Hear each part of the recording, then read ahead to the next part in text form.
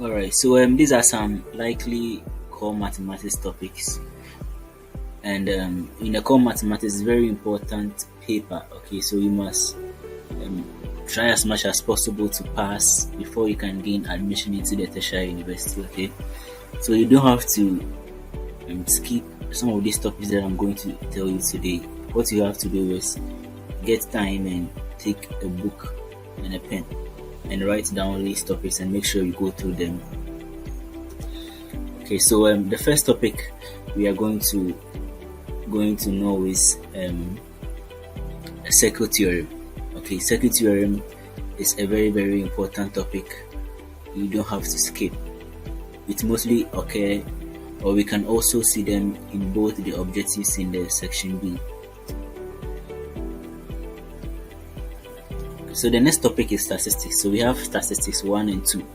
So that's the mean, mode, median, standard deviation, okay, and the cumulative frequency, especially the cumulative frequency and the standard deviation. Those are three topics that are very important. Okay. So the next one is the bearing and vectors. Okay, the bearing and vectors is also a very important topic in core mathematics. The next one is measuration 1 and 2. Okay, measurations 1 and 2, they are also very important topics. And we have trigonometry 1 and 2, that's sine, cos, tan, then tan inverse, cos inverse, sine inverse, and all that. Those topics are also very important. And the next one on our list is sequence and series. Okay, sequence and series, that's the arithmetic progression, that's AP, and GP, that's geometric progression. It's also a very important topic you have to actually go through. And next on our list is percentages 1 and 2. So the percentages 1 and 2 talks about the percentage 2 is about business mathematics, and the percentage 1, that's ratio and proportion. Those two particular topics, they always come. So try as much as possible to tackle that too. And next on our list is matrices. Okay, so matrices was introduced in 2017. That's Wassce 2017, and from that time it's always appearing in our Wassce. So we have to go through matrices as well.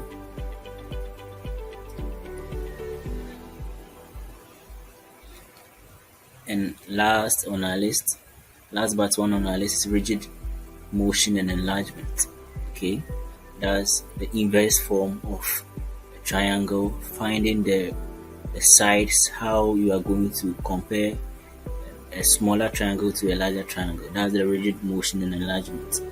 You can also look at the quadratic equation. That's the form where you can use the quadratic equation to draw graphs. Okay, so add it to the rigid motion and enlargement.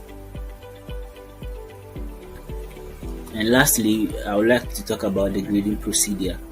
Okay, so for the recent grading procedure, mostly the grades comes when the Wassce is marked and deliberations are made at a meeting where they choose a particular grades they have to give to the student based on their performance. And the first one is A1. So if you get A1, that's between 80 to 100. So our B2 is 70 to 79, B3 is 60 to 69, C4 is 55 to 54. 55 to 59. C5 is 50 to 54. Then C6 is 45 to 49.